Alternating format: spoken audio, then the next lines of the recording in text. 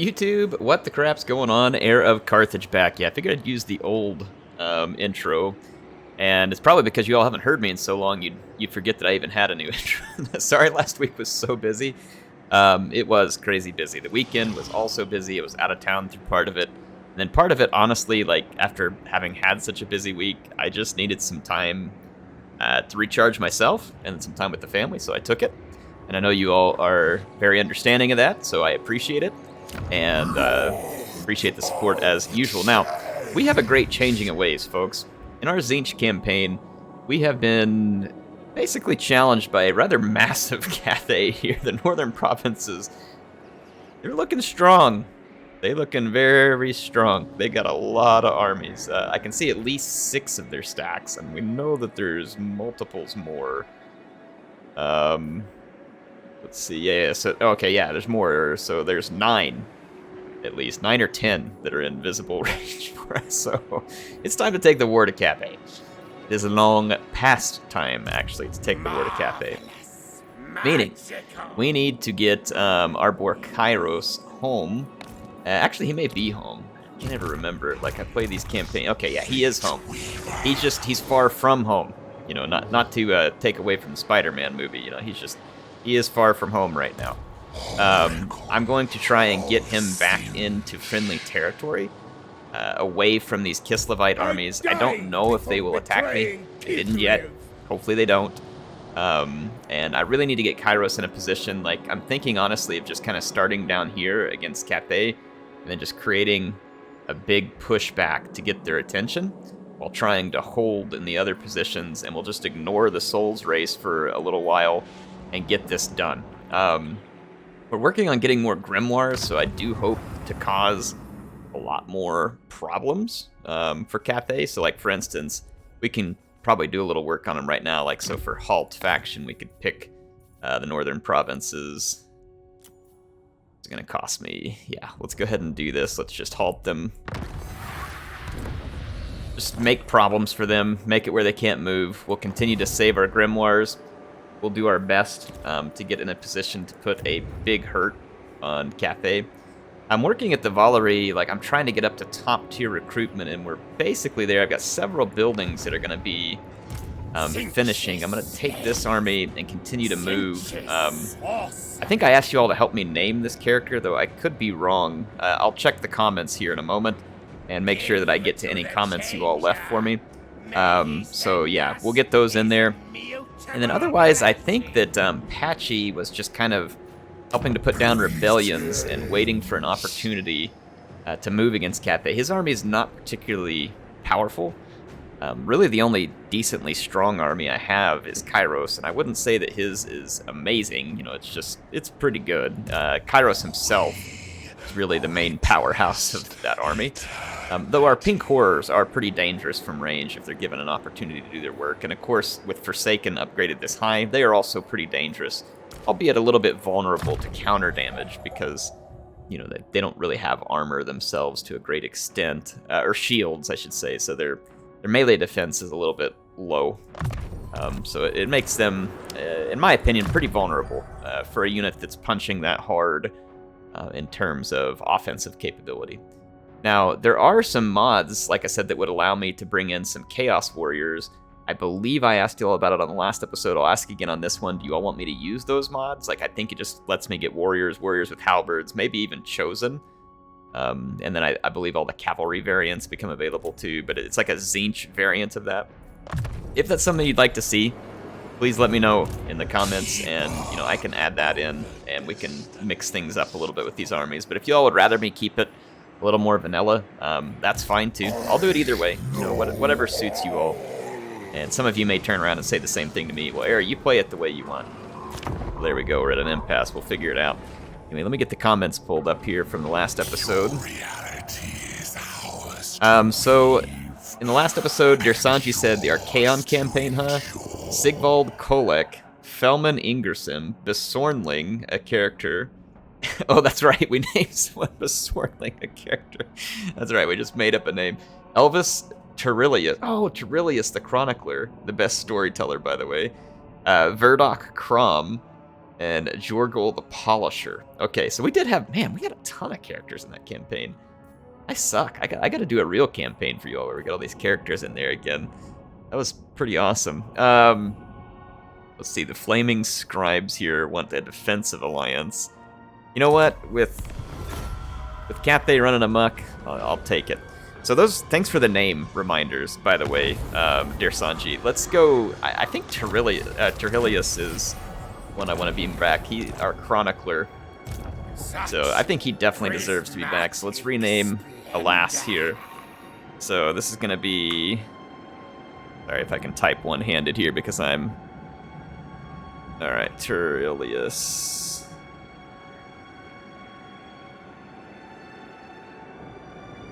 Change chronicler. I don't know if that'll. Chronicler, something like that. If I spelled it wrong, you all can let me.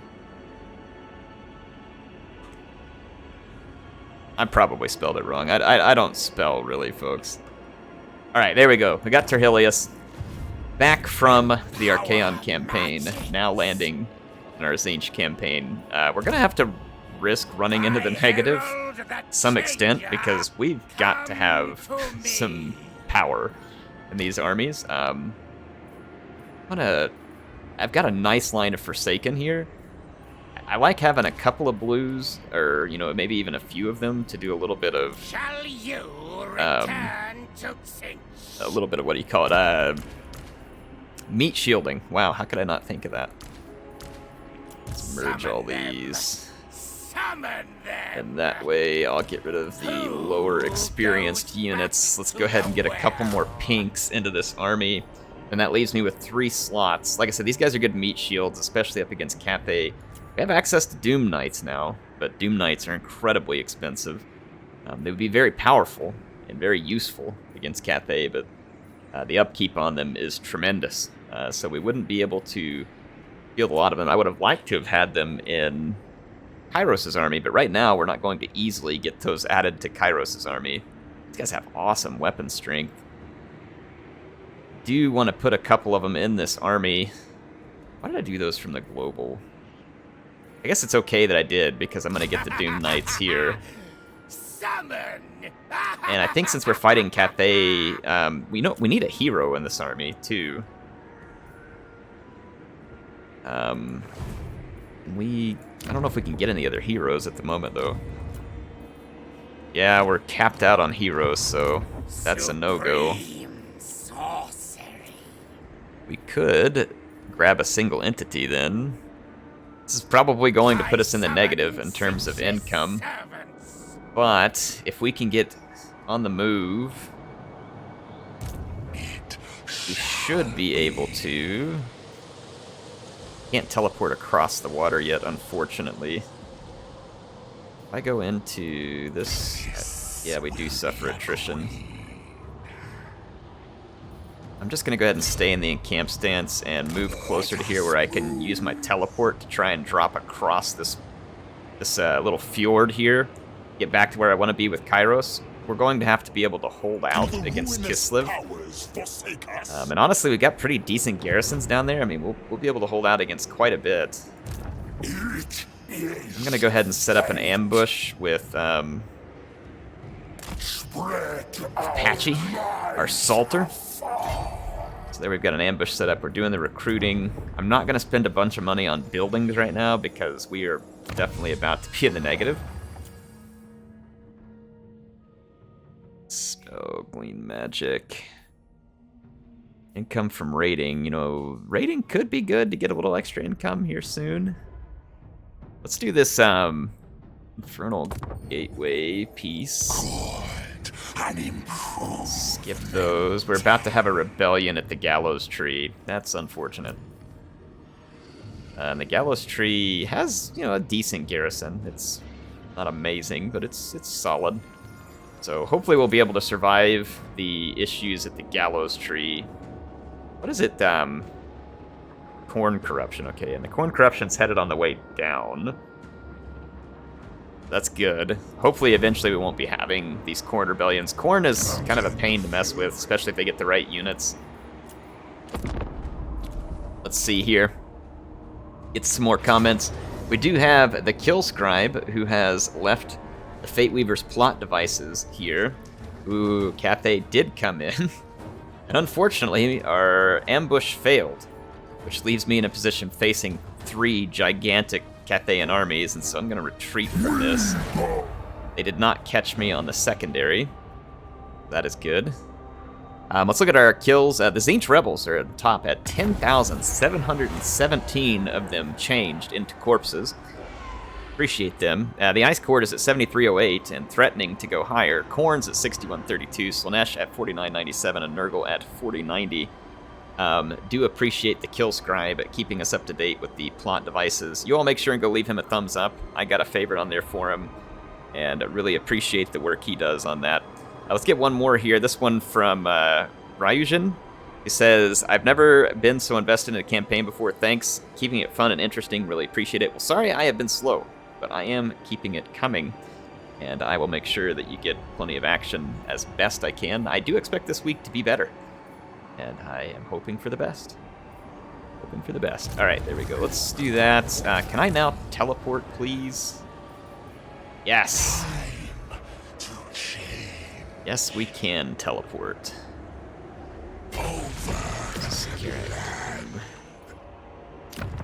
Alright, so we can teleport. We are underground. Boy, Cathay definitely moved across the border. If I attack them, I don't get the reinforcements from the settlement, unfortunately. We didn't catch them in the ambush. Interference will cost you. Do I have a lightning strike? I don't think so, because we just switched Patchy over. Yeah, we don't have it because we just switched him over into the, we call it the Lord of Change, Exalted Lord of Change, Lore of Metal. Sextus is here. Let's see what he's got. He does have access to the Burning Head and Piercing Bolts. Just gonna make him potentially pretty powerful at killing large chunks of Cathay. The real problem here is just the sheer number Cathayans that we'd be up against. That artillery would be a problem. I bow only before dragons. Honestly, if it weren't for these artillery units, I serve only the I'd not be that concerned. Well, we don't have Forsaken, never mind. Yeah, I would be terribly concerned, honestly, with this army. If I'd had Forsaken in this army, that would be a whole other story. Let's move into this provincial capital. If the Cathayans are stupid enough to attack me there, I'm pretty sure I would have enough forces to get the job done. So let's see what they do if they attack me here. If nothing else, they're taking some attrition, and that's helpful. I will take that while I can get it. Valerie, we're still doing our recruiting, and then of course with Kairos, he's moving back into our own territory. There's quite a few Kislev stacks down here. It's going to be difficult to keep our attention focused up north. I almost kind of need to switch places with Patchy and Kairos. Let Kairos start attacking Cathay, and then bring Patchy down here to just hold Kislev back. I don't know. We'll figure it out. I mean, we're going to have to figure it out. We don't really have much of a choice. Let's skip any building there, and let's end another one. I'm going to get some more comments of yours. Let's see what happens on this turn in Northern Provinces. Not attack. Sanks is the next comment. He says, loving the comeback of cinematic battles and the pair of our favorite transdimensional Romans. I love those Romans too. He's talking about Sextus and Appius.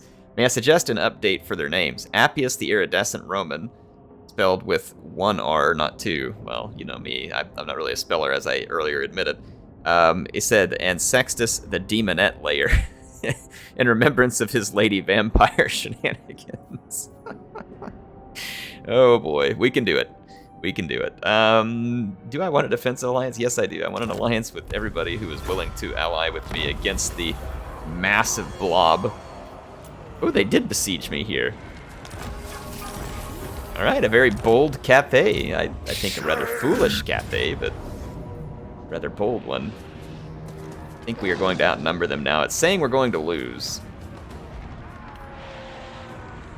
I don't know that I agree with that. Like, I'm pretty certain we're going to win. I have 2 Lords of Change, including Patchy. I've got a huge bunch of blues in order to soak up fire and return some of their own. I've got a lot of pinks. We've even got some melee units on the field. Not many, but I have a few. So, I think we can take them, and I think we should. This would be a huge victory if we could get it, so I will see you all on the battlefield. And so Patchy and his forces are arrayed on the battlefield, and Cathay had reinforcements that were coming in from behind me for some reason. I mean, this wasn't really the case on the campaign map that I could see, but CA, please, like they don't have enough things to fix. And speaking of things to fix, it's a good thing this is a cinematic battle, folks, because if it were not, you'd be getting 20 frames per second or under because of other bugs that CA needs to fix. But hey, that's another video I already made about the timeline, so we're not going to go there here. So Patchy's forces unleash pink and blue magic all over reinforcements of Cathay. They do charge in with their Jade Lancers and their Warriors. And honestly, Jade Warriors are pretty well armored. They got a pretty decent shield. They can resist some initial volleys from Tzeentch in terms of the magic bombardments. However, they're not great units to be able to hack through all of my troops, especially with that barrier being there, and then they do take damage, and it's more than they can really afford to handle. So in the meantime, I've taken my leaders down, busted up a fire rain rocket battery that was no doubt about to do a lot of damage, and I'm now chasing a Wujing compass. So that compass is doing magic to me. I've got all of my flyers attacking a sky lantern, which won't do a lot of damage, but I wanted it out of the way, and that's a safe place for my flyers to operate. Cathay still has their leader down here, though, close to the compass, and I'm attempting to try and silence both at the moment, but it's been a little bit of a pain. My forces, however, are easily putting down these Cathayan reinforcements. The other reinforcements and initial forces are on the other side of the map, and as the AI likes to do, they simply piled up over here and began to form up, and basically allowed me to destroy what forces they had over here piecemeal, which is perfect. Totally fine with me. Like, this is good. You can see that they have some reinforcing leaders and stuff coming on as well, so Cathay bringing in all their dragon-blooded lords to try and fight me, unleashing their magic over here, Searing Doom. I haven't used a lot of magic at the moment because I really just need to be up in these units' face, disrupting them and defeating them, and at this point, that is going pretty well. Now I'm going to reposition my troops because Cathay is moving towards me. I'm going to put my pink horrors out front because they have longer range, and I'm going to put my blue horrors behind. I will let my pink horrors open fire on whatever comes through first, and then I will fall back through my blue horrors. And speaking of a horror and both a legend as well, here comes Sextus, the Demonette Layer. According to the comments, this is his new name. So here he comes, and Appius is out and about in today's episode as well. I believe this could be my garrison. One of these two is Appius. If I turn off the cinematic mode, yeah, look at that. This one over here is Appius. We lost about like 90% of our frames per second whenever I turn on the UI, so yep, another thing to the list. But yeah, here's Appius, the iridescent Roman, brought back from the grave through dimensions into another world yet again. The Wujing compass just won't be a good compass and die. Like, it just keeps tanking all this damage and running away. It's pretty irritating, actually. And it continues to do some damage to me. Meanwhile, we got some Longma Riders who are going to charge suicidally ahead of the rest of their army. So they are charging at my Exalted Lord of Change here that's part of the garrison. They're now going to be swamped by Screamers as well. And Longma Riders are going to fall apart in a big hurry to Screamers. Just not the kind of fight that they want to be in, or should be in, for that matter. Meanwhile, Patchy's out here laying down some Tzeentchian change all over these Jade Lancers. The Wujing Compass managed to retreat all the way and complete its complete cowardice, leaving the rest of its troops to be massacred while it ran away. Hey, I mean, if that's the way they want to roll, then more power to them. They're all going down in the end.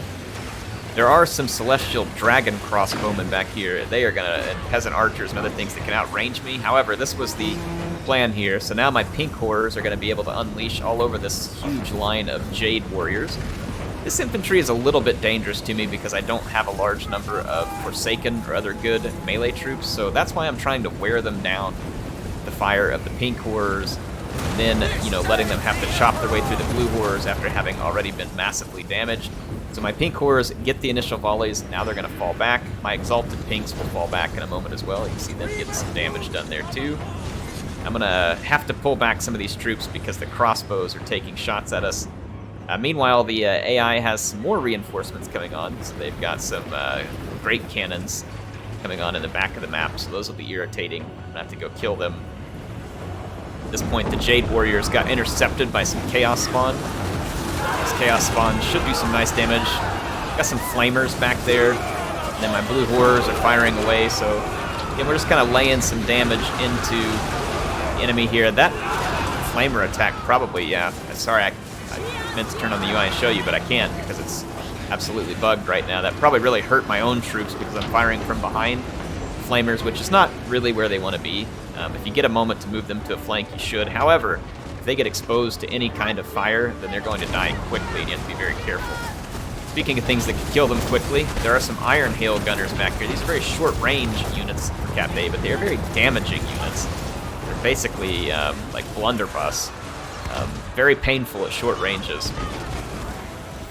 So you can see the line of Jade Warriors not doing great. Some of them have created a little bit more of a blob here. I do have a few Forsaken units on the field. I've pinned these guys up here, and I'm going to have Sextus send these guys into the void with some piercing bolts of burning here very soon, as they're nice and piled up and just asking for a beating at this point. Yeah, otherwise you can see that pretty safe position for my troops. I'm going to send some Blue Horrors who have used their ammunition to go engage in melee, try and tie units down, and then my pinks will continue to fire from a distance. I'm going to put a burning head across here just to do some damage to these archers. So Sextus getting involved here, pushing these guys back, causing some trouble. I've taken my flyers back to start to dismember the artillery pieces, and even more artillery pieces came on. This time it's fire rain rockets, I believe. Yep. So I'm going to have to go crush them with my flyers. And we've got a lot going on. So the Burning Head went through. It did some pretty solid damage. And also at least just disrupted the enemy formation, even if it's just for a moment. These are the Celestial Dragon crossbowmen, by the way. That's why I was making sure to get my Lord focused on them. I'm pretty sure I already ran the Piercing Bolts of Burning here, which is why we see such a dead blob of units there, so I didn't get to catch that action earlier. I've got some chariots and disc and other stuff up here too that I'll be throwing into melee here soon, because a lot of the units that are left for Cathay are just going to be crossbowmen. So Patchy's story here begins to ramp up in this campaign. This becomes a moment where he really comes out to shine and starts to gain the favor of Tzeentch, having turned back a rather large invasion force of Cathayan troops, and giving him the opportunity, of course, no doubt, after this battle for some follow-up, to take out even more Cathayan troops. You can see my hot rod here swooping in through the missile troops. That Wu Jing Compass is still alive, by the way. This thing has won the most cowardly player award of the battle here, so that MCP. Yeah, the Compass is just doing everything it can to stay away from combat. Won't last forever. At this point, I'm really not even sure what's holding Cathay in this fight. Most all of their forces have been routed. All of their artillery pieces have been routed. A couple of their leaders have been killed or routed. And they are down to just a few measly peasants and Jade Warriors, which is all they have left to attempt to withstand me. It may be the fact that there's a couple of their dragon-blooded lords still in the field that is swaying the power bar way too much. That happens sometimes. You can see my burning disc here swooping down. They have some extra Iron Hail Gunners back here that I'm going to try and get rid of. Yeah, I don't know how there hasn't been army losses already. The AI seems to get the benefit of the doubt in terms of being able to last a very long time before army losses take hold. This Iron Hail Gunner was irritating me and shooting at me, so give them a little Piercing Bolts action here. If they like shooting things, they can be shot. And at this point, the forces of Cathay actually turn tail and flee because they are utterly defeated. Alright, well that was an excellent victory for us, at least in the sense that we didn't lose any of the units in Patchy's army, and we inflicted massive damage to Cathay. And in some ways, I guess it's kind of good that we didn't totally destroy these armies, because they'll have to send them back and try and start to recuperate them, versus if I had entirely destroyed them, they probably just recruit all of these units back in like 1 or 2 turns with new lords. The AI is quite good at that. Now I can take the replenishment, keep my army strong, because replenishment is slow, because apparently it takes CA 6 or 7 months to fix the replenishment rate on Tzeentch. This one, Ash, yeah, I'm still a little salty about that. So we push them off. Let's see if that changes our income situation at all. It does. It helps some. But we finished our recruiting at the Valerie, and that's what's creating one of the bigger issues for our income at the moment. Plus, we have some raiding going on up here, but with a stronger army now, again, not amazingly strong, but with a stronger army, we should be able to put a little pushback up here, and maybe even challenge some of these armies. I mean, if they stick really close to the wall right there, there won't be much I can do. But I could always try and use my teleport or something to try and get into an interesting position. But regardless, Patchy scored us a big victory there. Picked up 5 skill points, all from 1 battle, and I'm not exactly surprised. This one upgrades Forsaken. We don't really have Forsaken in that army. Let's go ahead and give him the movement points. And let's see. Come from raiding, server die. I mean, none of these are great, honestly. Like, none of these thrill me. Guess we'll take this one. I don't plan on doing a lot of raiding. I'll take the extra corruption, and then we need to get Lightning Strike, and for obvious reasons, I could have fought those armies one at a time had we had Lightning Strike, and we did not. So let's get Tzeentch's Infernal Gateway and Firestorm unlocked. Both of those would be very helpful. Sextus did well, helping us. Sextus and Appius. Speaking of, we gotta change the names here. Little bit. Magic Reserves, there we go. Sextus.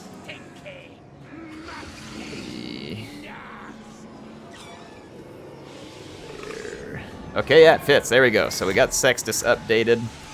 And then Appius, the Iridescent with 1 R. So there we go. So we got Appius, the Iridescent. Oh, actually, we were going to call him the Iridescent Roman, right? Was it all going to fit? I don't remember. Let's try again here. Rename. Roman.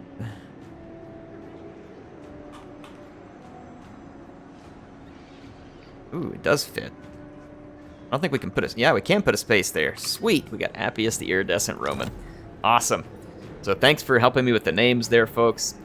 Feel free, of course, to be putting whatever names you come up with down in the chat. I'm always happy to take a look at it. Alright, we got transported back. Kind of thinking about just retaking this settlement on the way back up from these Tzeentch rebels. Because why not? Hopefully the auto-resolve isn't too unkind to us. Nope. It's going to be pretty easy. Oh, I'm going to quick save it just in case. I don't trust the auto-resolve. You have to do a little bit of replenishment, but nothing too big. This was as far as we could move anyway, except now Karak Doom is back under our control. And we can get just a little bit of extra income out of it. So that will be good. Let's take that little bit of extra income. I don't want to spend, like I said, too much money. It really needs to be very focused spending on buildings, because now we're running a negative. We'll need to gain our income by raiding and defeating the enemy in combat. It's going to have to become our focus. Now, our replenishment here could come in handy. These armies are all going to have to reinforce each other. It wants to kill off some of my units, so I'm not going to allow that. So let's let Patchy get another battle in on this episode. So Patchy once again takes to the battlefield, this time again with an opportunity to defeat the forces of Cathay and open the way for a larger invasion to take place by both Kairos and Terilius. So he's doing his part, right? You know, just like we hear in... why do I always forget the name of the movie? Starship Troopers, yeah. He's doing his part. Service guarantees citizenship in a world of change, folks. So his army is arrayed with blue horrors in the front. They will come up and unleash their magics all over the Jade Warriors of Cathay, forcing them to either enter combat or be destroyed from range. You see the pink horrors are right behind them, and there is a massive wave of damaging magic coming up against Cathay at this point. Now, they do have ranged, you know, you've got some archers and some crossbows back here that'll be picking at me from range, but I will, Patchy's forces will be able to defeat them. At this point, Cathay doesn't have enough forces to truly be dangerous to me at range. Now, they can be. If you end up against a wall of Jade Warrior crossbowmen and Celestial Dragon crossbowmen, you can be in big trouble as Tzeentch, because they can melt your forces very quickly with the lack of armor. But in this case, it won't go well. Now, like I said, some of their units do have armor because of being Jade Warriors, so it takes me a little more work to get through their army versus I have none. But regardless, things should still work out. Now, they do have some reinforcements coming on, as you all knew. See them here. They have their artillery pieces. There are multiple artillery pieces that, although I defeated them in the last battle, of course, get to bring half or more of their unit back for some more action in this battle, because being the AI is convenient in that manner. But the main force of Cathay has already been defeated, and I'm going to take my flyers, which is some Chaos Furies, and then we've got, of course, Appius here on his disc, and he is throwing magic around as he goes. I love it. So Appius is going to come over here supporting the flyers, and we're going to come crush the artillery pieces of Cathay. Meanwhile, we're going to leave Sextus in charge of the main force, and he is here supporting them. Of course, letting them take all the dangerous work, because why would the Roman Emperor, you know, be the one out front? So very typical, very lore-friendly as well. But you see we're pushing back the Cathay Lord here, Dragonbug Lord. They do have a few of these Iron Hail Gunners. Again, nothing in any numbers that's going to be truly threatening to me. And at this point, I've also got a lot of their forces back here engaged, so their artillery pieces are going to start to come apart at the seams. I've got Patchy in over here, and I'm just going to start dive bombing through the artillery. They're also being attacked by crossbowmen, who are a little ways there in the distance, but they won't be strong enough to do the amount of damage needed to stop this attack from being successful. The loss of the artillery pieces and the loss of their initial force. Once again, the only reason the forces of Cathay are even still in this battle is because AI gets some massive benefit of the doubt scenario where they don't end up with the army losses effect near as quickly as the player would end up with it. Which is honestly kind of unfortunate, because it sometimes results in you losing units that end up being locked in combat longer than they would otherwise be in combat. You can see that in Cathay does have a range advantage where it sometimes comes up, but it's not going to last for long. I will be able to move up and start destroying these crossbowmen. My flyers have effectively destroyed all the ranged units who are harassing me from the background, so that is finished, and like I said, I think the only thing keeping Cathay in the fight is the presence of these two heroes here. And then there's some Celestial Dragon crossbowmen. Man, those guys look pretty cool. They look even better, though, when they're completely covered in Tzeentchian magic, which is how I prefer my dragon, or Celestial Dragon crossbowmen. Now, they are going to stand their ground here, get ready to fire. We'll do a little bit of damage, but they're going to get overwhelmed and defeated as well. I'll make sure of that. No soldier of Cathay will escape today's battlefield. See some pink magic in here now, raining down on these peasant archers who thought they were safe from such things. Here comes Patchy himself to visit these Celestial Dragon crossbowmen in his own wrath and fury of change. Now, if Patchy has one head, and Kairos has two heads, and Kairos can see the past and the future, but not the present, what exactly does Patchy see? Does he just see everything salty? I think that's got to be the answer, right? And since his eyes glow pink sometimes, it's got to be some of that sweet pink Himalayan salt. But really good stuff. In any case, he's going to finish these characters off. There goes the Celestial Dragon crossbowman. And at this point, it is yet another victory over Cathay for Patchy and his two Roman heroes who helped him.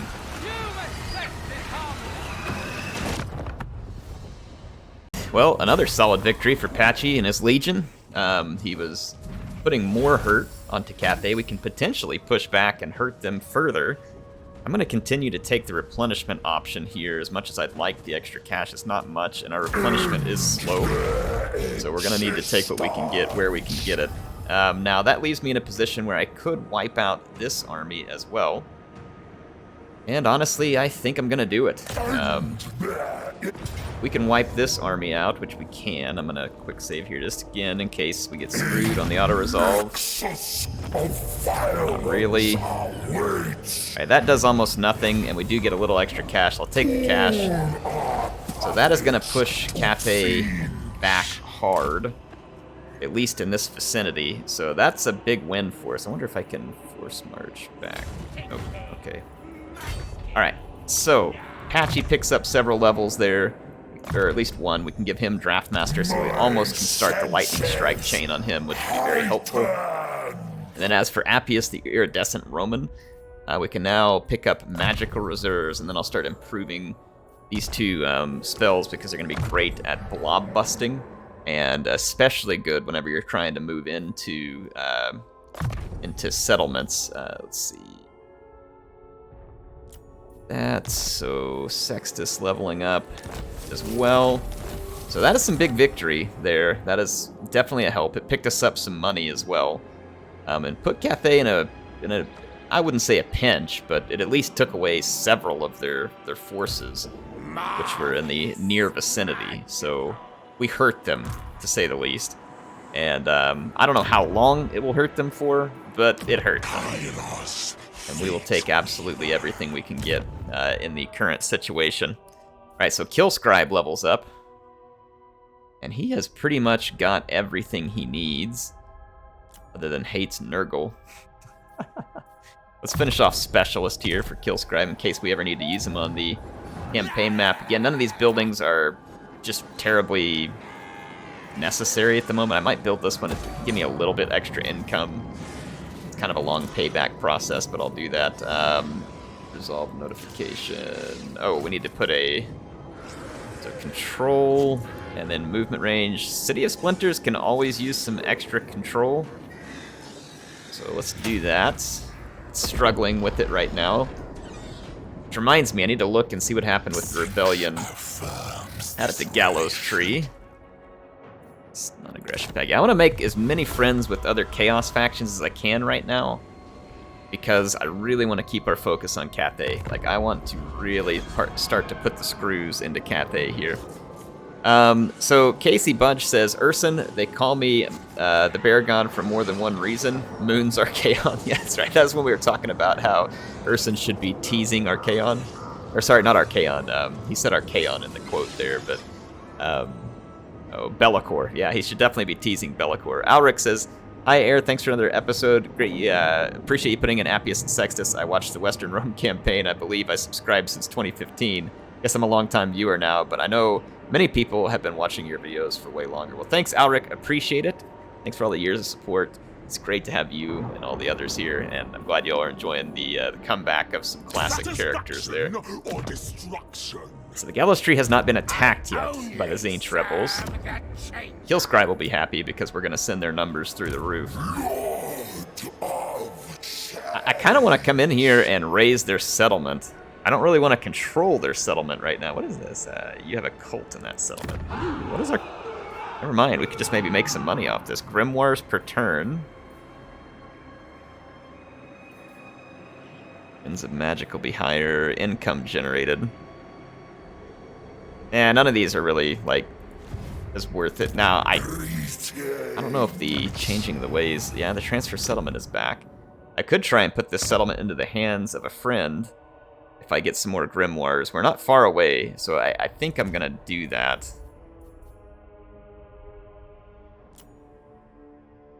Actually, we can do it right now if I put it into the hands of the Flaming Scribes.